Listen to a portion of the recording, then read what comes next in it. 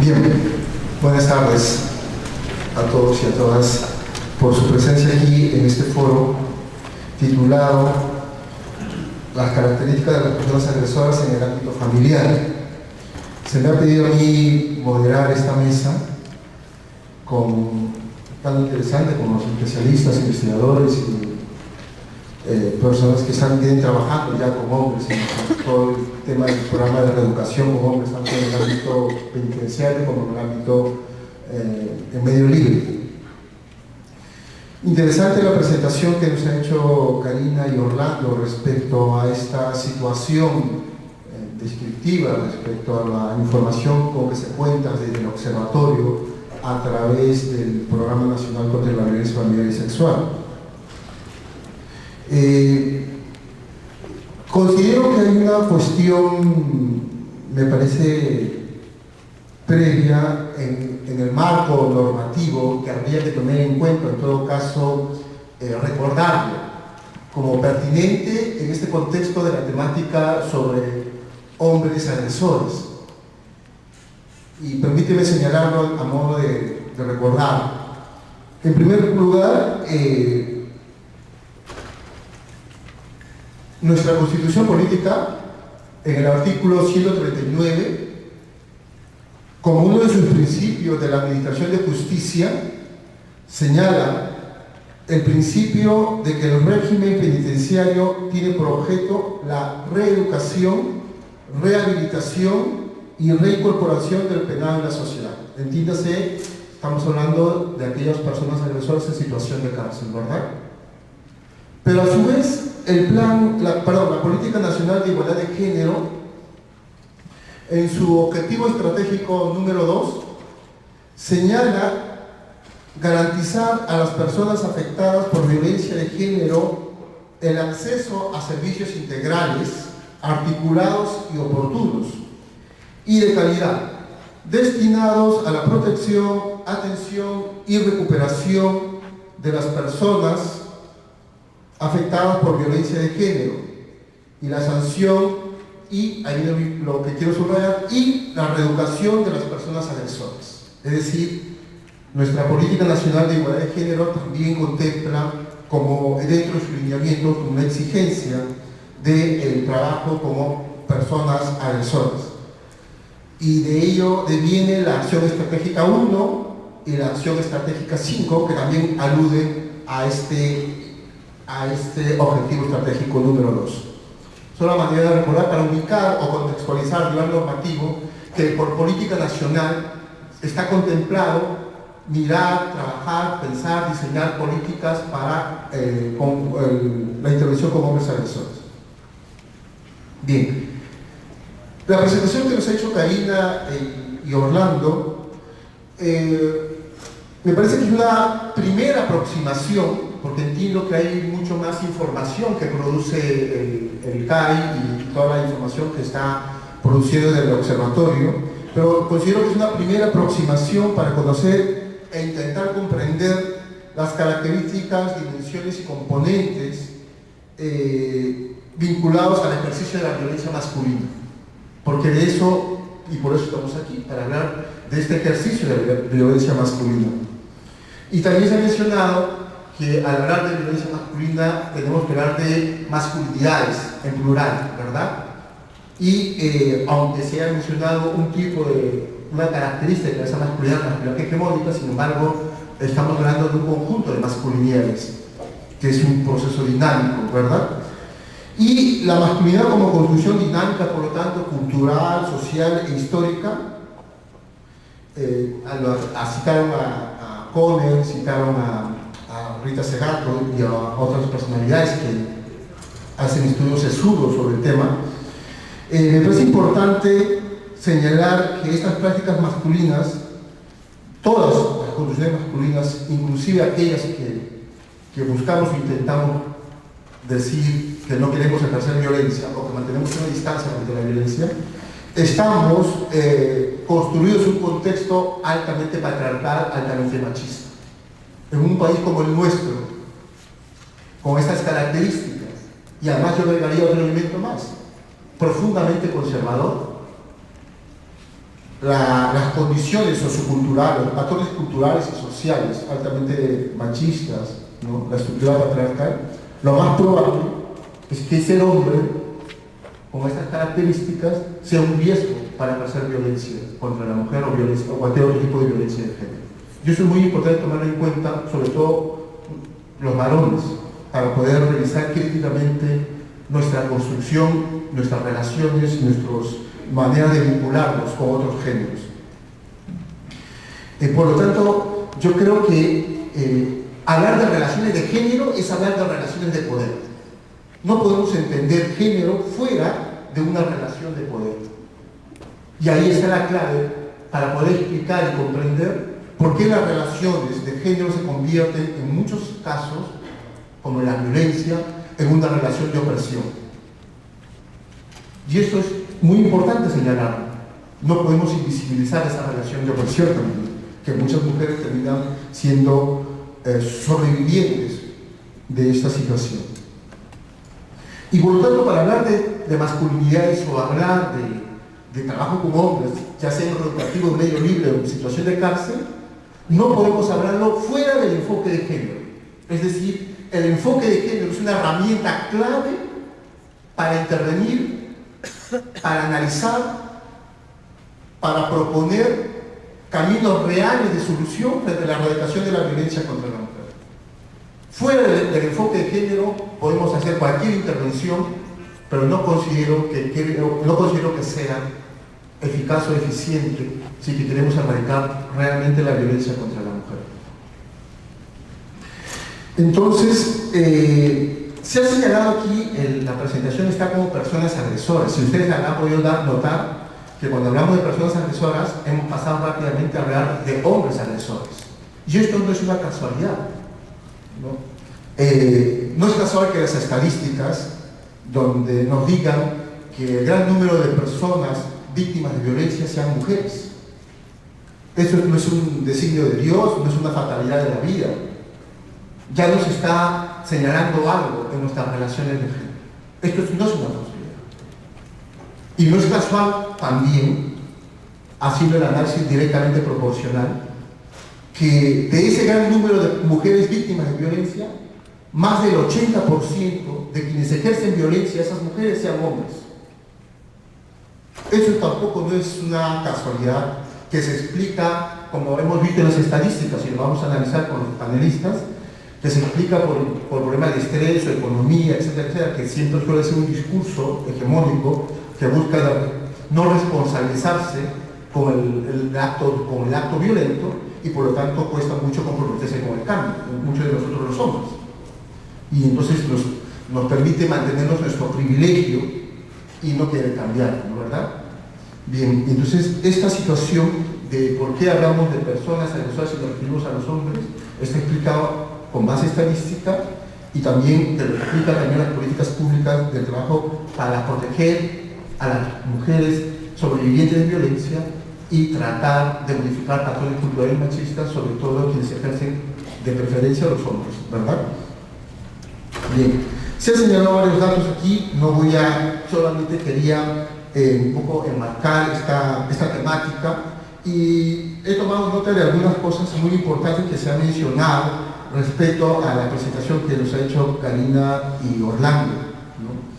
En primer lugar, también es importante señalar que es difícil intentar entender e intervenir la violencia masculina desde un solo enfoque de intervención. Se ha hablado aquí de multidisciplinaridad, interdisciplinario y multisectorial, ¿verdad? Y eso también es una cuestión clave para nuestra intervención entre todos los sectores, pero no solamente los sectores, sino el conjunto, la sociedad civil, la sociedad en su conjunto. Estamos llamados a trabajar y participamos, de hecho que participamos para erradicar este tipo de violencia. Porque este tipo de violencia, como alguna vez lo señaló Bourdieu, él hablaba de este hábitus, ¿verdad?, que son respuestas adaptadas a las exigencias del contexto, del medio, y que los hombres incorporamos como formas de comportarnos para oprimir, y están naturalizadas, o mejor dicho, normalizadas por la sociedad patriarcal y machista, ¿no? Además, se sirven de eso, ¿verdad? Y en ese contexto me llama la atención, porque aquí también veo el dato que se ha presentado. En primer lugar, me llamó la atención esta información de el grado de instrucción. Hay una serie de investigaciones que señalan, que nos dicen, voy a tratar de hacerlo más simple para no extenderme, pero que a mayor grado de instrucción se espera que la mujer logre mayores capacidades de desarrollo, de emprendimiento y de empoderamiento. Por lo tanto, en el caso del varón también se esperaría de que a mayor grado de instrucción haya mayor capacidad crítica y de discernimiento respecto al reconocimiento de sus prácticas machistas o violentas. En todo caso, digo, se esperaría en ese condicional. Y podemos ver en los números que sí, efectivamente, cuando se han hecho otras investigaciones también con población joven, los jóvenes están más sensibilizados, en todo caso, no digo del todo, pero por lo menos hay una diferencia significativa mayor en relación a la población adulta mayor, y mucho más con la población adulta también, ¿no? Es un dato importante. También me ha llamado la atención el dato estadístico, esto de la ocupación, y ustedes se habrán dado cuenta cuando hablaban de que había un mayor porcentaje de choferes, conductores, mototaxistas, etcétera, etcétera. Se han dado cuenta que este grupo de trabajo, de práctica laboral, son mayores los agresores, y es interesante porque no exige este tipo de labor, capacitación, entrenamiento sofisticado. Generalmente son personas que van a usar este tipo de medio de trabajo, de supervivencia también, porque tiene que haber muchas situaciones de pobreza, ¿verdad? Pero está asociado, interesante, el ejercicio de la violencia con esta práctica de oficio o labor, ¿no? Y yo creo que eso no es casual también. Aquí hay algo que parece interesante poder analizarlo con mayor detenimiento. Luego, el vínculo relacional también. Es decir, seas conviviente o seas casado, la práctica de violencia se da en porcentajes significativos. Lo que establece sí, y se ha señalado, bien lo señalaba Orlando, que la práctica de violencia en situaciones de casado y convivencia siempre queda en la pareja este sentido de propiedad, de pertenencia, ¿verdad? Bien, y ahí voy terminando con respecto a estos puntos que me llaman la atención. Luego esto de los supuestos motivos, ¿no? Este dato de siempre desplazar la responsabilidad en otros factores, pero no en uno mismo, ¿verdad? Bien, y finalmente los antecedentes judiciales que ya se han mencionado también como un predictor para posibles nuevos hechos de violencia, para como situación de riesgo frente a las mujeres maltratadas. Bien, entonces es interesante poder señalar que nos podamos nosotros plantear, en todo caso también a la mesa, plantear de diversas miradas esta aproximación primera respecto a cuáles serían las características o patrones sociales, culturales, relacionales presentes en los hombres agresores, en estos hombres agresores que estarían en una población muestral del CAI, del Centro de Atención Institucional. Se puede hablar de patrones comunes sin caer en la homogenización. Podrían servirnos para nuestras prácticas de intervención preventiva o de reeducación. La mirada reeducativa es importante, es suficiente. ¿Qué nos dicen las prácticas de otros enfoques? Etcétera, etcétera. Entonces, para conversar y reflexionar sobre esta presentación, me toca presentar a la mesa y voy a empezar por presentar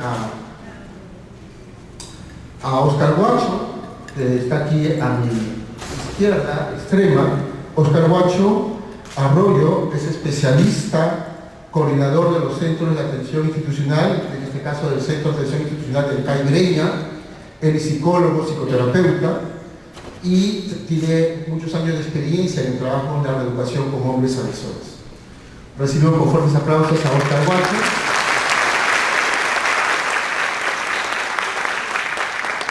Seguidamente tenemos a nuestra amiga Angélica Mota Ochoa, antropóloga docente, centrada es contratada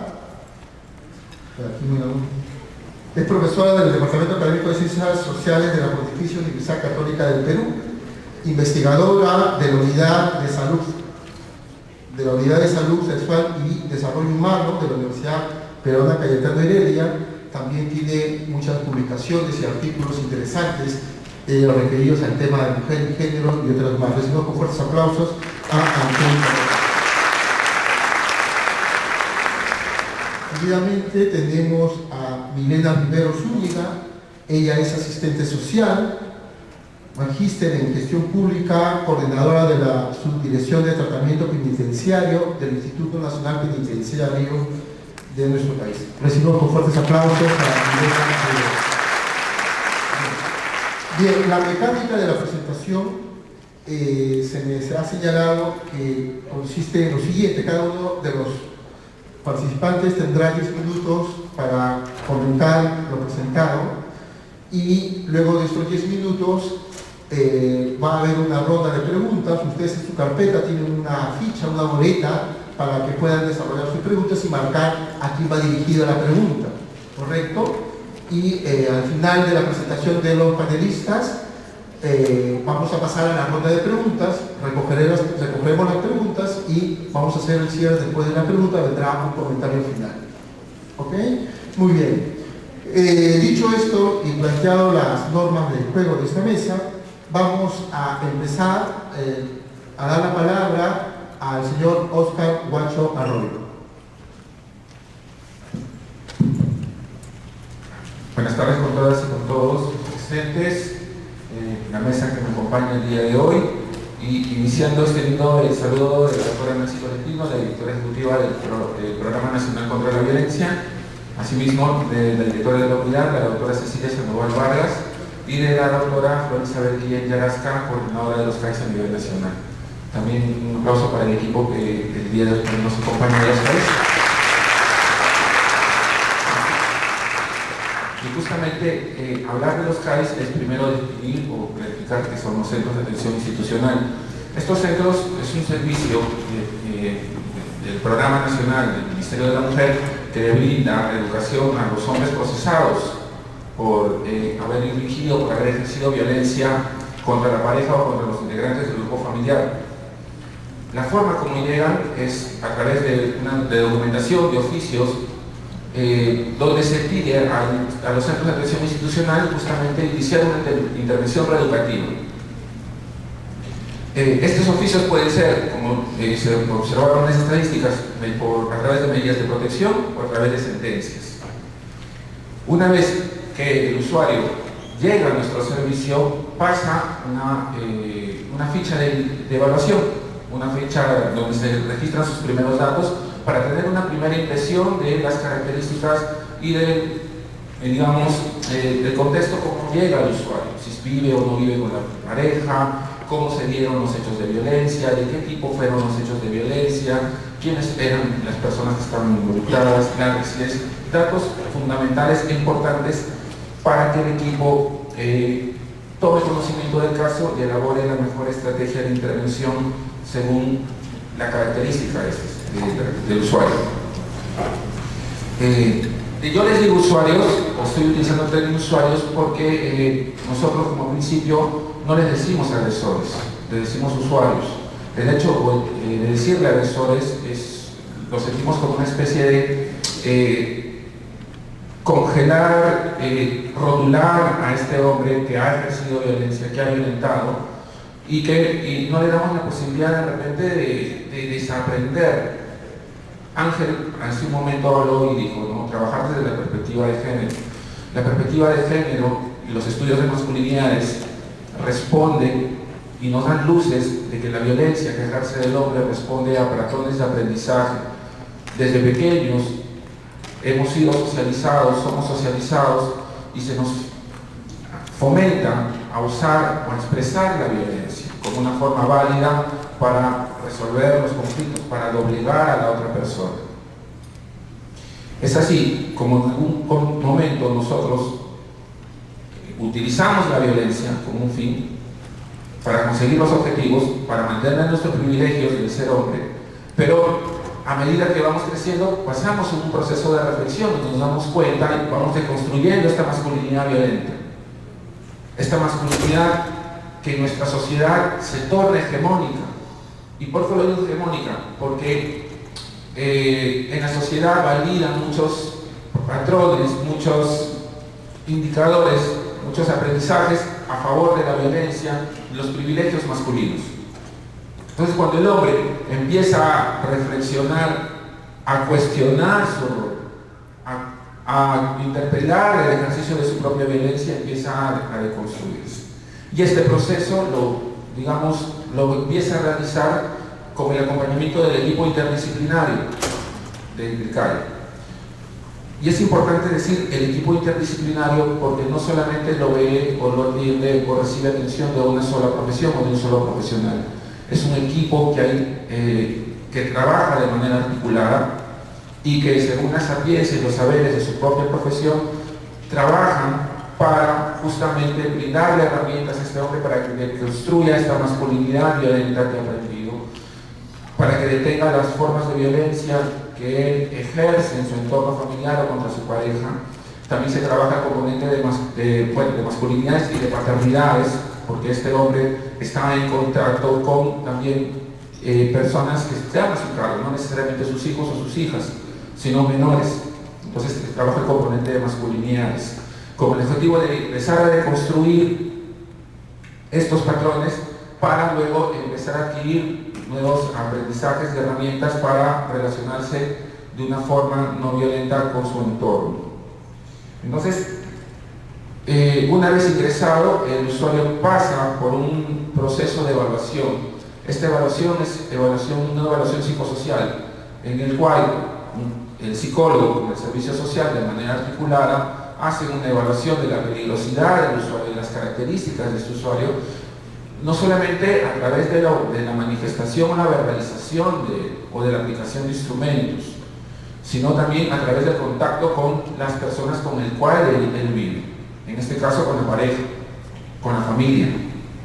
De manera que tratamos de validar toda esa primera información que recogemos del usuario para evaluar que se cumplan estos criterios de inclusión, ya que primero es atender, las problemáticas que podrían estar asociadas a la conducta violenta como una forma o una estrategia de proteger a en este caso a la persona afectada, a la denunciante, o a la víctima, como se le dice. Cabe señalar en el proceso reflexivo también que el tratamiento de reeducación que dictan los juzgados para este hombre será en un contexto de medidas de protección. ¿Qué quiere decir ello? Que una forma de proteger a la víctima, a la denunciante, es justamente que este participante participe en un proceso reeducativo para que deconstruya esta masculinidad violenta y para que de alguna u otra forma detenga su violencia. Luego de ello, con la información producto de la evaluación psicológica y social, pasa a una tercera etapa, digámoslo así, que es la fase de intervención reeducativa, donde el equipo de terapeutas desarrolla, primero motiva a este participante justamente a participar del servicio, y este servicio consta a la fecha de 32 sesiones como mínimo, en que el usuario deconstruye y participa a favor de la detención de la violencia.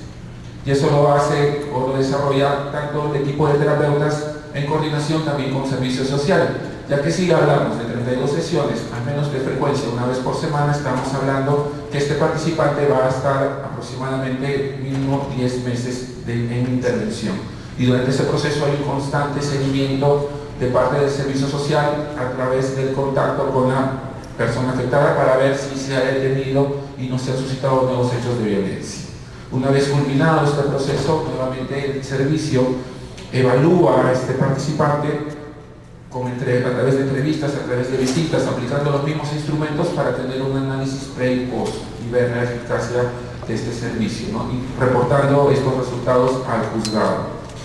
Cabe señalar que el Centro de Atención Institucional no es un ente aislado, ya que trabaja de manera articulada con otras instituciones instituciones. Entonces, en este contexto ya no estamos hablando solamente de ser un equipo interdisciplinario, sino también que este equipo interdisciplinario desarrolla un trabajo interinstitucional con el Ministerio de Salud, con los juzgados, con los centros de emergencia mujer y con todos los programas que están en la jurisdicción que atienden la problemática de la violencia, persiguiendo el único fin, que es proteger a esta persona denunciante o víctima frente a nuevos hechos de violencia. Justamente vengamos para que no ocurran nuevos hechos de violencia. ¿Bien?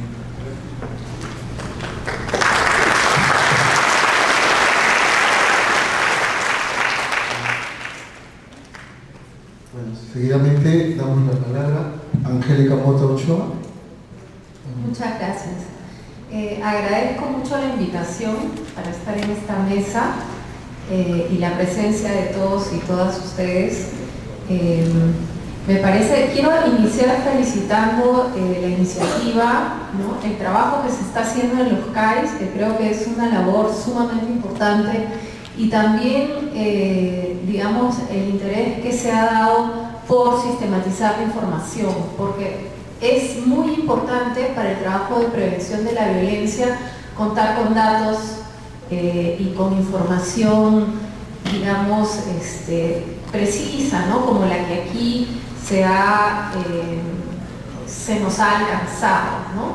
Es un poco difícil tener una idea, digamos, un comentario muy acucioso, ¿no? Porque hemos visto un poco rápidamente la presentación. Creo que da para una reflexión bastante más amplia probablemente de lo que voy a alcanzar a decir aquí, pero primero que nada quería hacer un comentario general. Escuchándote en la primera parte de tu comentario y señalabas como por el tema de ser la masculinidad un mandato social hegemónico que contiene en sí mismo, por lo menos en el caso de la masculinidad hegemónica, este mandato de violencia, ¿no? Ya el ser hombre constituye en alguna medida un riesgo para el ejercicio de violencia, ¿no? Y esto en realidad es algo que nos tenemos que tomar muy en serio. Yo añadiría ahí que las mujeres en general nos encontramos en una situación de vulnerabilidad a la violencia de género por el solo hecho de ser mujeres, en ese sentido, y tal vez precisando un poquito más por el solo hecho de ser heterosexuales, ¿no? Porque la heterosexualidad ahí está marcando también una vulnerabilidad particular, porque es el contexto de relaciones heterosexuales entre hombres y mujeres es que se dan estos casos de violencia, ¿no? No digo que en relaciones que se dan entre mujeres o entre hombres no exista, pero por la cuestión de género, la relación de poder que se establece desde una perspectiva social entre hombres y mujeres, se genera ahí un punto de vulnerabilidad importante que creo que no debemos perder de vista cuando hablamos de perfiles, ¿no? Ya que estamos poniendo, digamos, los criterios, creo que la heterosexualidad es importante colocarla ahí como un criterio. Estamos hablando de hombres heterosexuales. Creo que también juega un rol bastante central el tema de la masculinidad entendida como un estatus social, ¿no?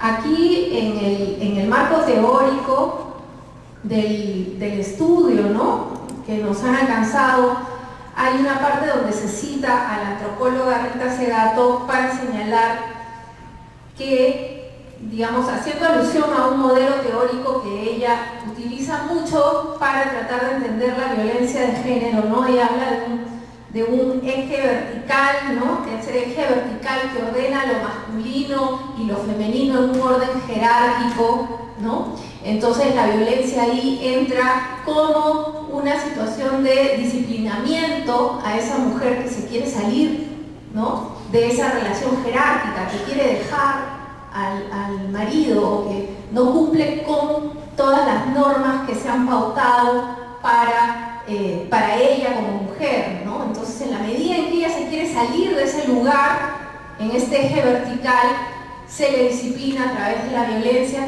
y y la violencia termina siendo un mecanismo funcional al funcionamiento del sistema de género. Entonces, en ese sentido aquí, en la parte teórica se dice que la violencia es el castigo o venganza contra una mujer genérica que se salió de su lugar, pero luego vienen otras dos cuestiones que creo que son bien importantes para entenderlas también a la luz de lo que aquí se ha dicho. Además de ese eje vertical, donde la violencia funciona como castigo o disciplinamiento para las mujeres, ¿no? Y que es donde miramos más cuando tratamos de entender la violencia, también está otro eje que Rita le llama el eje horizontal, que es ese eje del diálogo entre hombres, ¿no? Entre pares. Entonces aquí se señala, ¿no? A veces se ejerce violencia como agresión o afrenta a otro hombre o como demostración de fuerza y virilidad a otro hombre. ¿Eso qué quiere decir, no? Que a través del cuerpo de la mujer se le mandan mensajes a los pares masculinos, ¿no?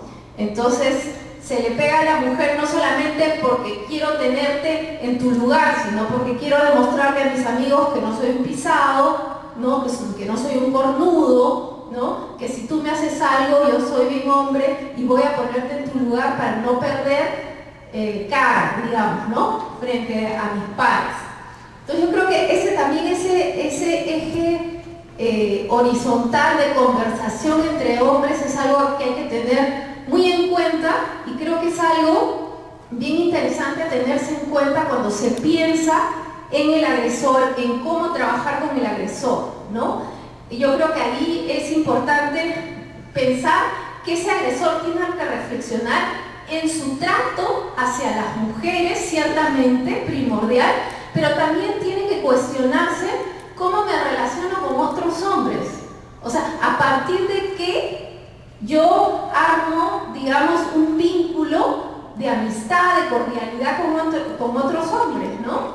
Porque es ahí, en ese vínculo, que también se teje la violencia contra las mujeres, en la manera en que se dan las relaciones entre hombres. Y en ese sentido, uno de los puntos que parece, según los datos que aquí nos dan, que no está cambiando mucho, es este tema de que los hombres para socializar entre ellos necesitan el alcohol de por medio, ¿no?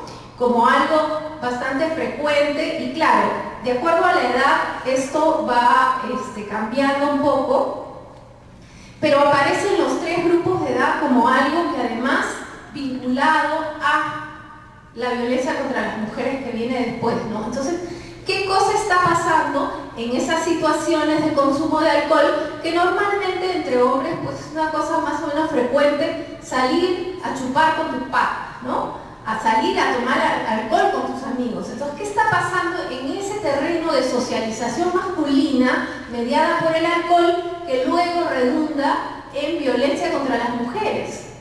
¿No? Entonces ahí hay que recordar esto que dice Rita hace rato, de que funciona como demostración de fuerza o demostración, como dice, virilidad ante una comunidad de pares, ¿no? Entonces, ella, por ejemplo, esta autora lo que nos dice es que muchas veces los hombres cuando violentan a las mujeres están conversando en las sombras y en su propia mente con otros hombres, ¿no? A quienes les están demostrando algo a través de esos golpes a esas mujeres. Entonces, en todo este trabajo que se hace de reeducación, y en eso quiero insistir, creo que es bien importante, sí, generar una reflexión con los hombres sobre su trato para con las mujeres, pero también una reflexión sobre la base de qué tipo de comunicación, de valores se están relacionando con otros hombres, ¿no? Sobre la base de qué temas en común. Los hombres que están presentes en esta mesa no me dejarán mentir, pero por ejemplo, piensen ustedes en sus grupos de WhatsApp con otros hombres, con grupos únicamente masculinos, ¿no? ¿Cuáles son las temáticas que están dentro de esos grupos de WhatsApp de hombres? ¿No? O sea, la conversación entre hombres sobre qué puntos se tejen, las solidaridades sobre qué puntos se tejen, sobre los cuerpos de las mujeres en forma de pornografía, de gráficas humillantes, etc. O sobre bromas acusándose entre sí de gays, ¿no? Que ese es el deporte más frecuente en los grupos de varones, ¿no? O sea, ¿quién es el gay? A manera de desafiar la masculinidad del otro. Entonces, ese eje de la relación entre hombres es fundamental para cambiar aquello que se ha dicho que son estas pautas de masculinidad hegemónica que tenemos que ir horadando para finalmente ser una sociedad libre de violencia. Pero ojo, no se trata solamente de la relación hombre-mujer, se trata de las relaciones entre hombres, ¿no? Y en ese sentido también me parece, no conozco la metodología del CAI, ¿no? Pero sí me atrevo a hacer la sugerencia de que grupos de reflexión en términos colectivos para reflexionar sobre eso, ¿no? Y que los hombres puedan de manera colectiva ir cuestionando, ¿no? Y tratando de transformar esas formas en que se vinculan entre sí es una cosa importantísima, ¿no? Entonces, luego otro punto que ha salido y que me parece bien importante es el tema de la precariedad, ¿no? Aquí se ven en las cifras, ¿no? Que hay relaciones un poco diferentes según grupos de edad, ¿no? Va bajando, por ejemplo, cuando ya son adultos mayores, el tema económico no parece muy vinculado con la violencia, pero sin embargo, entre los jóvenes y entre los adultos sí. Y creo que ese es un punto que sí hay que tomarlo muy en cuenta, ¿no? En cuanto al tema de cómo la violencia ahora es un problema que, por un lado, se ha visibilizado más porque las mujeres estamos hablando más de eso, ¿no? Y estamos desde el feminismo y desde la lucha organizada de mujeres colocando el tema como un tema súper importante. Además de eso, por lo menos según las cifras de feminicidio que venimos viendo ya, se recopilan desde el 2009 más o menos, vemos que las cifras van subiendo, ¿no? Es como que esta violencia extrema, que es el feminicidio, se va haciendo más alta. Frente a esta situación, algunas teóricas han dicho cuestiones, ¿no? Hay quienes, digamos, se inclinan por señalar sobre todo que el incremento de esta violencia cruenta con las mujeres tiene que ver con el hecho de que precisamente las mujeres ya estamos no soportando el grado de subordinación, de opresión, ¿no? Y entonces esto a los hombres pues les remueve, ¿no? Los desequilibra y reaccionan de manera violenta, y ciertamente eso es una cuestión importante. Pero, por ejemplo, esta teórica que aquí se cita en el marco teórico, que es Rita Segato, dice, eso no es suficiente. Ella lo que nos dice es, vivimos en un mundo que cada día se precariza más. Es decir, vivimos en un mundo donde cada vez más la riqueza está concentrándose en menos manos y hay más precariedad para el común de las personas. Y en ese contexto de precariedad generalizada, vinculada con un sistema económico que acumula para un grupo de manera persistente y cada vez mayor, ¿no? Un síntoma de esa desigualdad, y que ella dice que ya hablar de desigualdad en este momento civilizatorio no es suficiente, la brecha es tan grande, ¿no?, que más bien deberíamos hablar de dueñidad, porque hay unos pocos dueños, ¿no?, de los recursos del planeta, ¿no? Y en ese contexto de dueñidad, ¿no?, donde las brechas son tan grandes, la pauta de la vinculación entre las personas se vuelve cada vez más violenta. Y eso, un síntoma de eso, es lo que pasa también en la relación entre hombres y mujeres, ¿no? Y entonces, en ese contexto, a mí no me parece nada raro que aparezca en esta investigación el tema de la precariedad económica como marcando la pauta de algo que está vinculado con esa violencia, ¿no? Entonces, si bien por un lado está el tema de la masculinidad como un conjunto de creencias, de concepciones que tienen que ser reconstruidas por los hombres, por las mujeres, en términos individuales y colectivos. También hay una transformación que está pendiente en la sociedad, que necesita también tener lugar para que estas cosas realmente se puedan desterrar de la vida social, ¿no? En una sociedad tremendamente injusta y con esos niveles de desigualdad económica, ojo, aquí ha salido la precariedad, no podemos pretender que no haya violencia. Entonces son cuestiones que están amarradas y creo que en el tema de las políticas públicas esto se tiene que ver también de manera conjunta, ¿no es cierto? Entonces estos hombres no solo necesitan esta, digamos, intervención en términos de psicológicos, terapéuticos, que es bien importante, sino ver cómo se puede también abordar de manera, digamos, vinculada el tema de la precariedad económica, ¿no? Eso por ahora, gracias. Un aplauso para Angélica Mota. Y seguidamente damos la palabra a Milena Rivero, asistente social del Instituto Nacional Penitenciario. Milena, 10 minutos. Buenas tardes con todos, muy agradecido por la invitación. Vengo a nombre del director regional del INPE, de la Dirección de Tratamiento. Y bueno, para explicarles un poquito de qué es lo que hacemos en el INPE, en el Instituto Nacional Penitenciario. Si bien nosotros estamos ahorita abocados a un concepto de factores de riesgo con los internos recluidos en los establecimientos penitenciarios, estamos haciendo una evaluación, un estudio integral desde su clasificación, desde su ingreso. Hemos tenido un incremento en estos temas de feminicidio últimamente y hemos tratado también de hacer un esquema para poder evaluar y brindarles tratamiento a este grupo de internos especialmente, ¿no?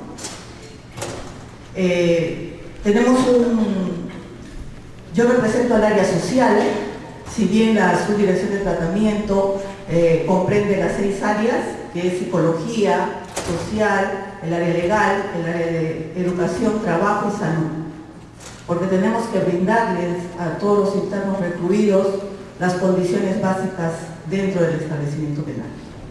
Y dentro del tratamiento para este tema específico de violencia, nosotros hemos estructurado un sistema de evaluación y también de seguimiento social, haciendo evaluaciones sobre el clima social y la valoración de riesgo de los internos que ingresan por violencia. Tenemos también un programa de tratamiento para los agresores sexuales, los cuales están en 2 establecimientos penales a nivel de la región Lima. Todavía no tenemos personal suficiente para hacer esta evaluación respectiva y este seguimiento a los agresores sexuales, pero sí tenemos un programa muy estructurado en el penal de Lurigancho. El programa de agresores sexuales se compromete a brindar tratamiento a las personas que dentro de sus factores de riesgos no son factores estáticos, no cuentan con factores estáticos. ¿Por qué? Porque si no, no van a ser susceptibles de cambio. Llámese a estos agresores sexuales que ustedes ven en las noticias que son sentenciados a muchos años, ¿no? Entonces, el INPE como institución es el último eslabón de la cadena. Es la institución que se encarga de recluir a las personas que la sociedad ya no quiere dentro de su sociedad, ¿no? Pero tenemos que tener presente que a la fecha son 93.000 internos que están recluidos a nivel nacional, de los cuales 43.000 se encuentran en la región Lima.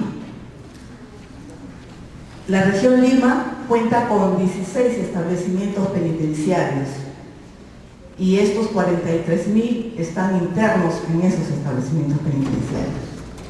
Solamente tenemos 3 establecimientos penitenciarios de mujeres exclusivos.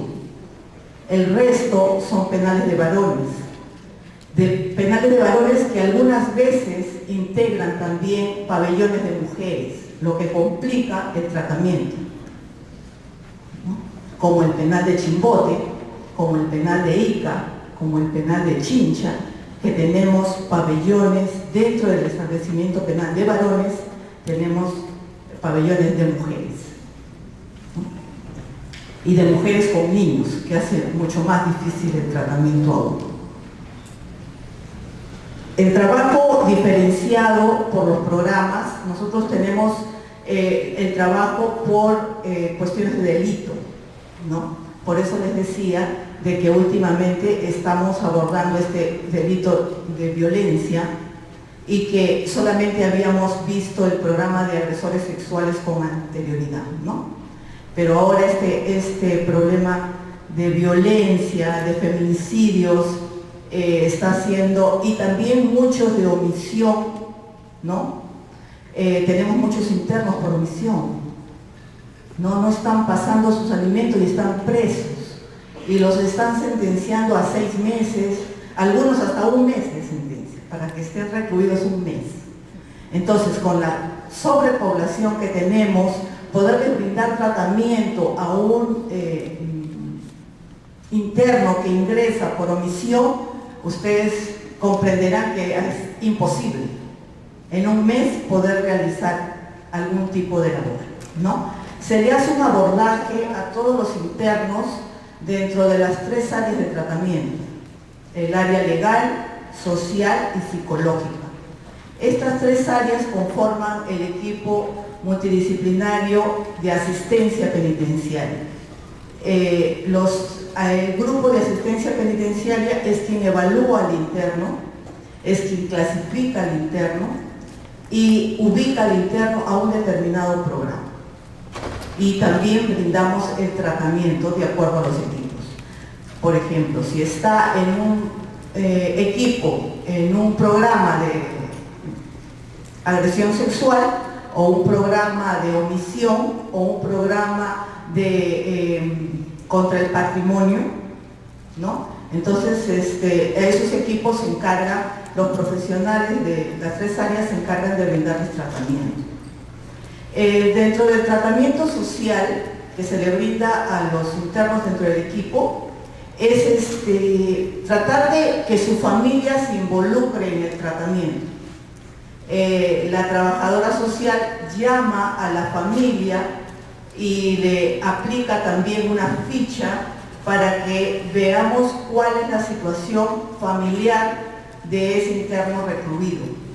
¿Por qué? Porque tenemos que saber que cuando él egrese, esa familia también tenga un contexto adecuado para recibir al interno, ya no con los defectos o de repente las debilidades que tuvo al ingresar, ¿no? Entonces, eso es lo que hacen los equipos multidisciplinarios dentro del tratamiento. Psicología hace tratamiento individual, al interno, también el trabajo de grupo, lo va evaluando personalmente, pero el trabajador social tiene esta relación muy cercana con la familia y, como decía el colega de CAI, que también visita a la familia y la compromete a venir a programas establecidos dentro del establecimiento penal. O sea, se le cita a la familia que va a dar soporte a este interno a su regreso, ¿no? Entonces, vemos muy de cerca la problemática de violencia dentro de la familia, porque si bien el interno está recluido contra el patrimonio o por otros delitos, también vemos que la dinámica familiar de estos internos es muy difícil, ¿no? Por situación económica, por la situación, su grado de instrucción, por su dinámica familiar, la poca comunicación que tienen, la poca autoridad que tienen dentro de la estructura familiar, ¿no? Entonces, yo creo también como reflexión que aquí es un trabajo de todos, o sea, no se trata solamente del trabajo que hace nuestra institución como INPE de tratar de rehabilitar internos que ya cometieron un delito y que es tan difícil porque, como les digo, tenemos 43.000 internos para 68 trabajadoras sociales, 170 psicólogos y 80 abogados que conforman los equipos de tratamiento.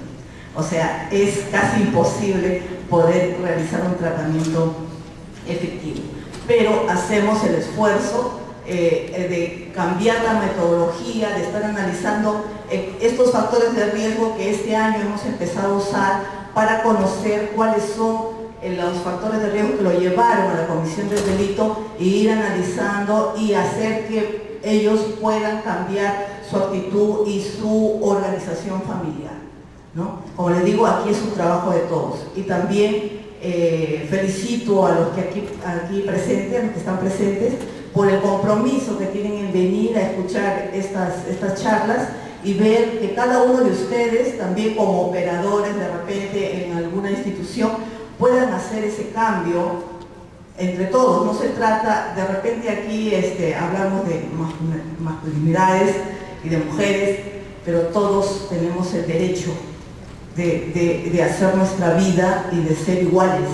Y creo que eso no lo estamos tolerando ni de ninguna de las dos partes y por eso hay este problema. Creo que las familias generalmente se están criando por mujeres y estamos creando ese problema con los hombres. Entonces, aquí creo que la mayoría son mujeres.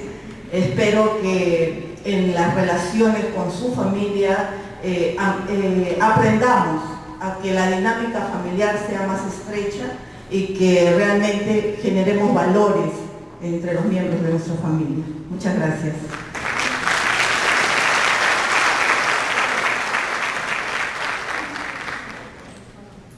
Bien, corresponde ahora pasar a la ronda de preguntas. Están los panelistas revisando las preguntas que se han recogido de la sala. Bien, y entonces vamos a señalar el orden mientras vamos revisando. También pediría a Orlando que se acerque porque me ha llevado preguntas para Orlando. Voy a ceder la palabra a Karina para que pueda atender las preguntas que se le han formulado.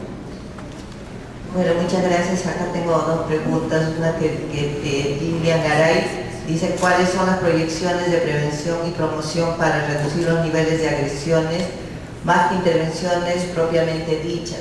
Si nosotros creemos que la prevención es lo más importante para enfrentar la violencia, en ese sentido, la ley 3364 señala que se creen instancias de concertación a nivel de las regiones y las provincias y los distritos a efecto de que puedan organizarse y articular todos los sectores para el tema de prevención, sanción y erradicación de la violencia.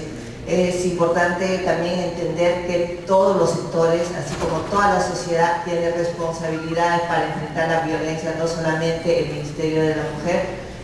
En ese sentido, las instancias de concertación coordinan con el Ministerio de Educación, el Ministerio de Salud, el Poder Judicial, el Ministerio Público, el Ministerio del Interior, todos para poder de manera conjunta y articulada enfrentar la violencia. En ese sentido, por ejemplo, el Plan Nacional contra la Violencia de Género tiene como primera prioridad, primer objetivo estratégico, la prevención de la violencia y como una de sus principales acciones es trabajar en el tema de educación. En ese sentido, el Ministerio de Educación también tiene una gran responsabilidad para enfrentar, para la prevención de la violencia desde los niveles, de todos los niveles de educación, ¿no? Tanto inicial, primaria, secundaria y a nivel superior. También desde el MIN tenemos varios programas que el Programa Nacional contra la Violencia Familiar y Sexual tiene distintas acciones en el tema de la violencia, de la prevención de la violencia. Acá tengo otra pregunta que dice, ¿cómo se identifica física o psicológicamente a un agresor o agresora dentro de la familia?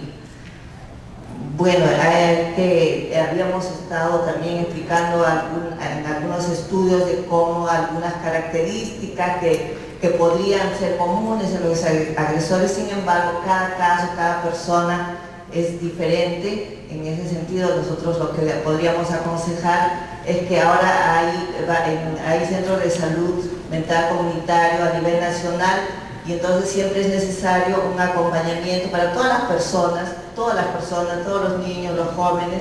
Siempre es necesario tener un acompañamiento, una intervención, una consejería psicológica, y eso nos va a ayudar a todas y todas en la salud mental. Muchas gracias.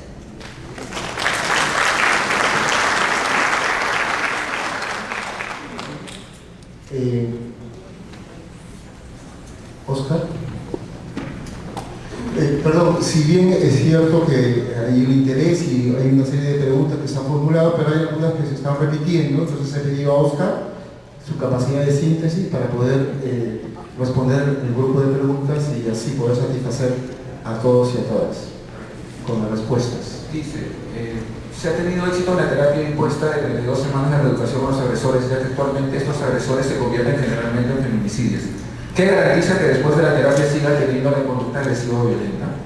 A ver, la experiencia me refiere a lo siguiente: todo hombre que pase por un proceso de reeducación, ningún programa, ninguna intervención puede asegurar que el agresor pueda cometer una violencia feminicida. Justamente está medicado dentro de los estándares de calidad de los programas. Me dirán, entonces, ¿por qué se interviene? A ver, la experiencia a lo que me refiere, o lo que me reporta, es durante los años que ya vengo participando en el CAI, que los hombres que participan en este tipo de intervención detienen la forma de violencia física en comparación a los que no participan. Los que no participan continúan ejerciendo violencia. Los que participan en programas de reeducación como el servicio CAI detienen la violencia física. ¿Y cómo nosotros lo verificamos? No porque nos lo comenta o nos lo diga el propio agresor, es a través de la intervención interdisciplinaria y a través de las visitas sociales con la persona afectada. Entonces, ¿hay un efecto, hay un impacto de este tipo de intervención? Sí, la detención de la conducta violenta a nivel físico, y también que nos aseguramos de que la persona, a través del trabajo articulado, ingresa a un sistema de protección donde se disminuyan los riesgos de reincidencia de esta conducta violenta y se aumente la seguridad, en el sentido de que se trabaja con las redes de soporte frente a la propia intervención. Dice, ¿por qué no implementar más CAIs para las atenciones con los agresores? Ya que se necesita. La ley, la 3364, en su artículo 27, refiere que es responsabilidad de los municipios y los gobiernos locales y regionales de implementar este servicio. El Ministerio de la Mujer brinda la asesoría para ello. En ese sentido, en la actualidad, el trabajo que se viene haciendo en estos 3 centros es a través justamente de los gobiernos locales que se han involucrado, se han puesto la camiseta para que se pueda implementar y desarrollar esta estrategia.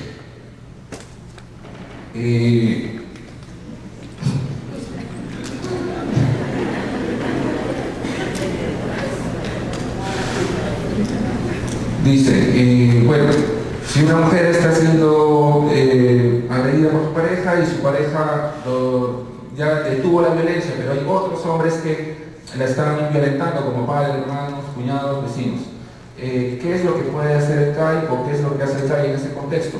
Justamente nuestra atención o la visita no es solamente en relación a la violencia que recibe de parte del agresor que ha sido derivado por el juzgado. Se hace una entrevista en la cual, si se detecta que esta persona, esta víctima, está siendo agredida por otras personas, se deriva, se canaliza esa información para que reciba la atención y se denuncie a estas personas o estos nuevos actores en este escenario de la violencia, para que justamente se proteja a la persona afectada.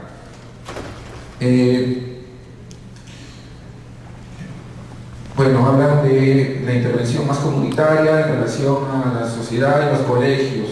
El programa no solamente brinda el servicio a través del servicio de atención de CAI, también hay otras estrategias que es Hombres por la Igualdad y la estrategia Entre Pares. Para ello, de repente, les invitaría a que ingresen a internet a averiguar sobre la estrategia Entre Patas o Hombres por la Igualdad, o se acerquen al Centro de Emergencia Mujer más cercano a su jurisdicción para que sepan dónde exactamente se está desarrollando esta intervención y involucrar a la sociedad, a las personas que están en la comunidad y los colegios, como lo pregunta aquí. ¿Existe algún involucramiento de los hijos en el proceso de reeducación? ¿De qué manera? ¿Cómo se trabaja con el tema de paternidad? Se trabaja el tema de paternidad desde una perspectiva cognitiva, conductual, vivencial. Primero, revisando sus aprendizajes en relación de este agresor en su condición de hijo, cómo él ha aprendido este vínculo con su padre, posiblemente un vínculo ausente, un vínculo violento, y luego se hace también un trabajo, pero no con los hijos, sino desde su rol de padre de ellos, en un proceso psicoterapéutico. En ese sentido, nosotros no involucramos, no hacemos partícipe a los menores, a los niños y niñas en el proceso a nivel físico, pero sí a través del proceso psicoterapéutico, a través de dinámicas, a través de participación, incluso de la reflexión. ¿Cuánto tiempo dura la resolución de protección y qué hacer en el caso que no trate las medidas? Bueno, esto es una pregunta más por un abogado, sin embargo respondo. La medida de protección tiene una duración según no la ley, sino el reglamento, dura hasta que el juez dictamine sentencia. Y por lo tanto, si en ese proceso, si este usuario fuera usuario, o sea, este agresor fuera usuario del CAI, está incumpliendo las medidas de protección, nosotros inmediatamente reportamos a la autoridad competente para que, según sus atribuciones, modifique estas medidas o actúe en protección a la víctima. Ahora, no solamente informamos al juzgado, también insertamos a la víctima a un sistema de protección, en este caso en coordinación con los centros de emergencia mujer. Bueno, usted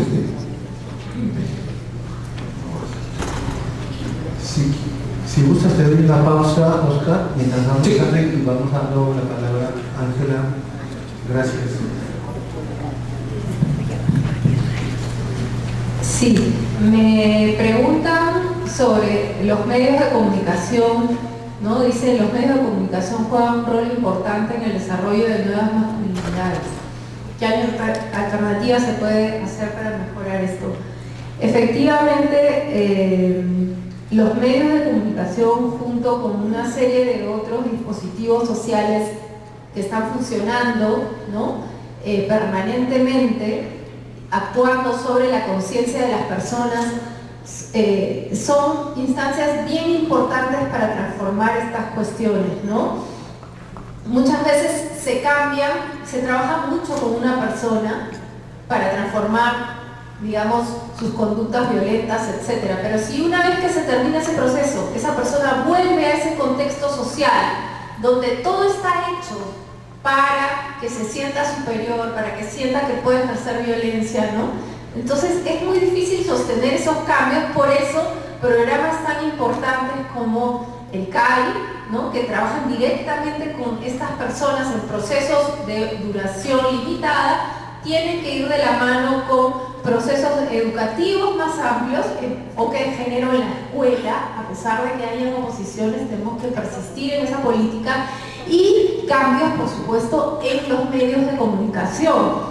Y en el caso de los medios de comunicación, se trata de instancias particularmente importantes cuando se trata del tema de violencia contra las mujeres, porque en este momento los medios de comunicación están jugando un rol clave. Cada vez que hay un feminicidio, lo que tenemos es que los cuerpos destruidos de las mujeres se están visibilizando una y otra vez, y esa es una forma de revictimización. ¿Cómo cambiamos eso? ¿No? Ya esto está cambiando un poquito. Después de la marcha Ni Una Menos, yo no sé si ustedes se han percatado, pero en los medios de comunicación cada vez se habla más de machismo, se usa la palabra feminicidio, ¿no? Y se habla de las causas sociales. ¿no?, del machismo como una causa de estos crímenes. Antes se hablaba monstruo, loco, matón, tal. Creo que todo lo que ha traído el Ni Una Menos, ¿no?, y la voz de las mujeres feministas en la lucha por cambiar estas cosas ha generado ahí un cambio, pero todavía hay muchas cosas por cambiar, ¿no? Si bien ya hay un reconocimiento de que la violencia de género es un problema social, no de individuos locos, enfermos, que sin duda pueden haber problemas psicológicos, pero hay una base social. Eso se está entendiendo ya más en los medios de comunicación. Pero todavía faltan muchas otras cosas que mejorar, y entre ellas yo diría particularmente esta exhibición del cuerpo de las mujeres, ¿no? Sobre todo cuando en los noticieros se encuentran, van al lugar de los hechos donde encuentran a la mujer asesinada y se pasa y una y otra vez, como cuando se encontró el cuerpo de esta mujer en un cilindro, no sé si recuerdan el año pasado, que se pasaban imágenes de cómo se sacó el cilindro, inclusive toda la diligencia de cortar el cilindro, sacar el cemento y sacar el cuerpo de la mujer de dentro del cemento, era algo que se narraba como si fuera, no sé, un partido de fútbol. Ahora vemos el pelo de la señorita, ahora vemos el pie de la señorita, y esta exhibición de un cuerpo destruido lo único que hace es normalizar la violencia, ¿no? Entonces, ¿cómo cambiamos eso? Cambiamos eso con formación de periodistas desde la universidad con enfoque de género. El enfoque de género, primero, se tiene que garantizar en la escuela y en la formación universitaria de la mayor cantidad posible de profesiones, porque desde todas las profesiones que se ejercen se necesita tener esa mirada para evitar precisamente estas cuestiones, ¿no? Entonces, y en los periódicos, por ejemplo, algo que se hace mucho en otros países es tener un editor, editora de género. Es decir, que las noticias, antes de salir hacia la sociedad, pasan, ¿no?, por el filtro y la mirada de un especialista en género que va a ver qué cosas que se están diciendo de personas, escritores, columnistas, reporteros que de repente no tienen la mirada de género, podrían estar revictimizando a las víctimas o generando inconscientemente y sin querer reforzando estereotipos machistas, ¿no? Entonces esas son cuestiones que nos faltan todavía y ojalá lleguen pronto a nuestro país también. Y otra pregunta que me hacen es: ¿cuál es el profesional más adecuado para trabajar en el programa de Hombres por la Igualdad? ¿Por qué cree que el MIM prefiere contratar varones? Interesante esta pregunta. Bueno, yo creo que precisamente porque estamos en una sociedad donde hemos dicho la masculinidad es un lugar de estatus, ¿no?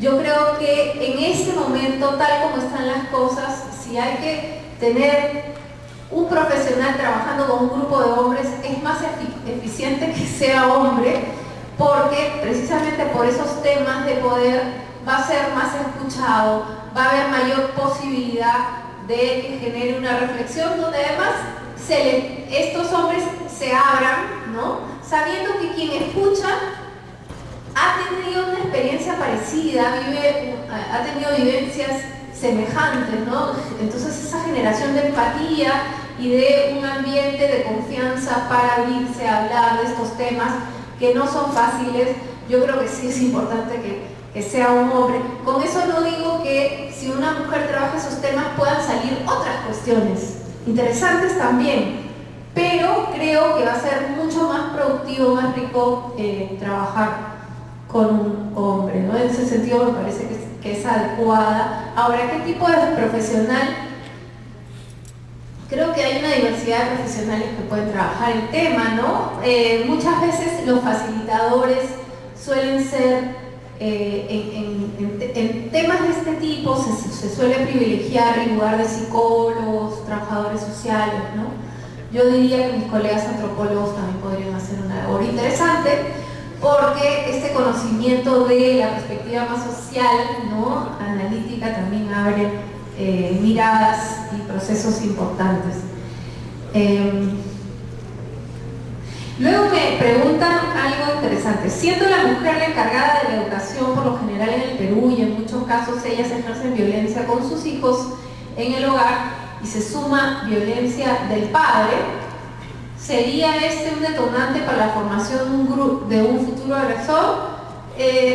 Yo creo que sí, y algunos estudios también lo señalan así, ¿no? Que en el perfil de los agresores muchas veces hay una historia de violencia en la niñez, ¿no? Entonces, sí, pues lo que uno aprende como pauta de relación al interior del hogar como hijo, luego la replica como padre, como esposo. Entonces, además recordemos, y esto lo vuelvo a repetir, que la masculinidad es un lugar de estatus, ¿no?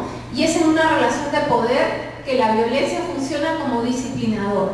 Ese mismo esquema lo podemos trasladar a padres, mamá, papá e hijos, ¿no? Mamá, papá en el lugar de estatus, hijos en el lugar de menos estatus, disciplinamiento a través de violencia. Es exactamente el mismo esquema. Y que está tan mal que ocurra en la relación entre hombres y mujeres como en la relación entre padres e hijos, ¿no? Debemos en realidad de desterrar la violencia de nuestras formas de educación, de crianza y de convivencia en general. Ahí donde hay poder, muchas veces el poder se convierte en dominación a través de la violencia. El poder no es malo siempre y cuando sea un liderazgo bien ejercido, porque siempre va a haber poder, ¿no? Siempre van a haber personas que van a ejercer algún tipo de poder, pero este poder debe ejercerse desde una forma de liderazgo democrático en el mayor nivel posible y sin el uso de la violencia, ¿no? Y creo que esto va para padres e hijos, en parejas, hombres y mujeres, y más allá también en la sociedad, ¿no? En un gobierno con sus ciudadanos. Gracias. Bien. Continuamos con la respuesta de Elena Rivero del INPE. Bueno, preguntan aquí cómo se acredita la resocialización del interno en un penal si ya se ha rebasado la capacidad. Bueno, nosotros tenemos internos procesados y sentenciados. Entonces los programas están orientados a todos los internos sentenciados, porque de los procesados todavía no estamos seguros si los van a sentenciar, o sea, si van a ser proclives a una sentencia o si van a salir en libertad. Entonces, con todos los sentenciados hacemos los esquemas de tratamiento penitenciario. Después dice, ¿cuánto tiempo hacen el seguimiento? El tratamiento con los sentenciados por delito dura 1 año. Y es dentro del tratamiento que hacemos el seguimiento con la familia. Y las sesiones también con la familia. Dice, ¿cuál es el apoyo que el INPE brinda a las víctimas de agresión física de los niños de 1 a 3 años? Las madres están recluidas y de acuerdo al código de ejecución, si tienen niños menores de 3 años deben estar en el establecimiento penitenciario, ¿no? Particularmente, siempre he tratado de que esta situación no se dé, porque si bien los penales ya están hacinados, ustedes comprenderán que una madre dentro de un establecimiento penal con toda su problemática de sentencia, con toda su problemática o su carga de haber dejado niños fuera de repente, ¿no? Y tener ese niño dentro del establecimiento penal es muy difícil. Pero sí, de acuerdo a ley, ellos están desde 0 meses hasta los 3 años. Y se les brinda un tratamiento diferenciado también a las madres internas. Ellas no pueden ejercer violencia a sus niños están protegidos, ¿no? Si bien están ahí con sus madres, están ahí porque tienen que tener el vínculo niño con su mamá, pero no pueden ejercer, ellas no pueden ejercer violencia. Lo que sí se ha dado algunas veces es que algunas internas adictas han tenido niños con estas condiciones. Y como ustedes comprenderán, los niños que nacen con estas condiciones pues tienen problemas de salud. Para eso hacemos el vínculo con la familia, para que puedan estos niños egresar a un tratamiento con mejores condiciones que dentro del establecimiento penal, ¿no? Después dice, existe un equipo multidisciplinario en el tratamiento, saber cuál es el tratamiento para un interno agresor de violencia de género. Todavía no tenemos un programa establecido para este tipo de violencia, pero la mayoría, o sea, si van de violencia de género es a CAI, ¿no? Cuando ya cometen delito, nosotros tenemos a todos los feminicidas, ¿no? Entonces ya cuando ellos cometen un delito están por homicidio y tenemos un programa así para ellos, ¿no? Y cuando se les clasifica, también ellos están en una clasificación para un régimen penitenciario especial, que significa menos horas de patio, menos horas de visita, entonces en cuanto a un establecimiento penal diferenciado, ¿no? Después dice cómo se acredita la resocialización del interno. Bueno, si los penales han rebasado, sí hemos rebasado, pero como ya les dije, que sí lo hacemos con los sentenciados particularmente. Después hablan aquí de cómo se realizan los programas de reeducación, si se sabe que en los penales hay cobro por los espacios, las camas, bueno, eso no es de todos conocimiento de que hay algunas situaciones que se dan en los establecimientos penales, pero en cuanto al tratamiento penitenciario, los profesionales con los equipos son los que realizan el tratamiento. Eso es gratuito. Eso los internos no tienen que pagar. Dentro de la estructura de los establecimientos penitenciarios, hay veces se llega a estos niveles de cobro de camas o de espacios, pero eso no es legal y nosotros siempre estamos viendo de que eso no se ejerza, ¿no? Dice después, cuando la violencia psicológica ¿en qué medida va a una situación de cárcel o una medida de alejamiento? Bueno, cuando es solamente violencia va al CAI, esa es la diferencia, y cuando ya es un delito de homicidio, de alguna cosa, de lesiones graves, ya va al penal. Eso es todo.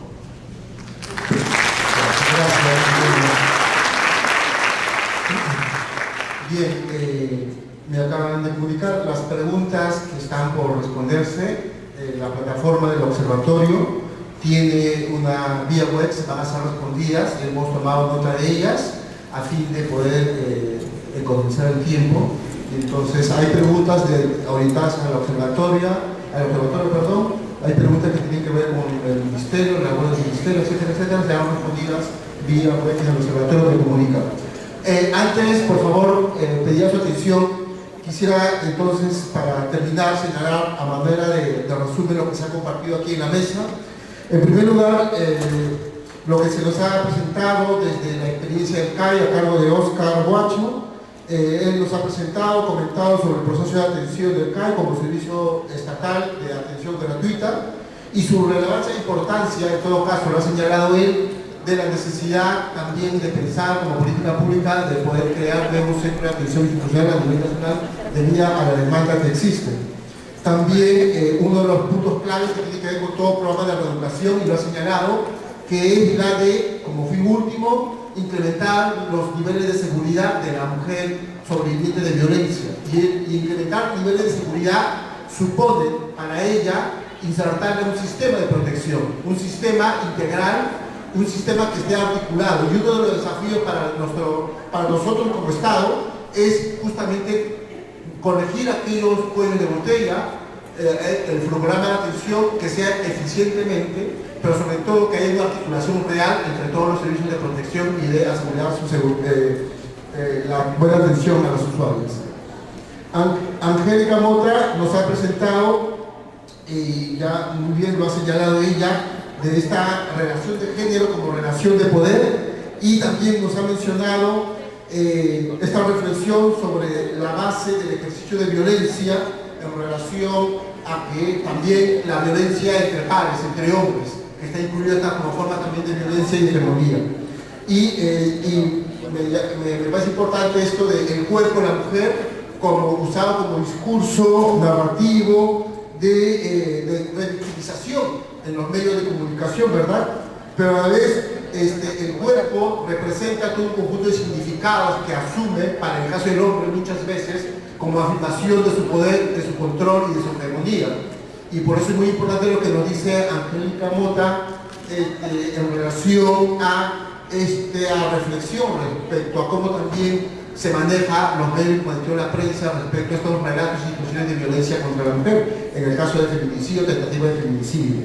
Finalmente, nuestra amiga Milena del INPE nos ha señalado la experiencia del trabajo del INPE. Aquí quiero señalar algo muy importante.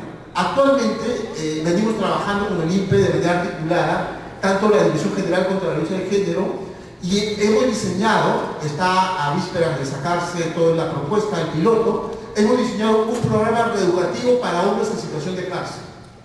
Y estamos preparando un equipo de trabajo para fortalecer las capacidades a los operadores y operadoras del INPE a fin de diseñar un piloto con apoyo, vamos a ver, con algunas personas que tienen experiencia en el trabajo, para poder diseñar un programa piloto de capacitación para aplicar este programa educativo que ha sido trabajado ya desde el año pasado, desde la Dirección General contra la Violencia de Género, en el tema de la violencia en situación de cárcel. Bien, entonces dicho esto, agradezco a todos ustedes por su presencia aquí, por su participación y especialmente a la mesa con un voto de aplauso por su participación.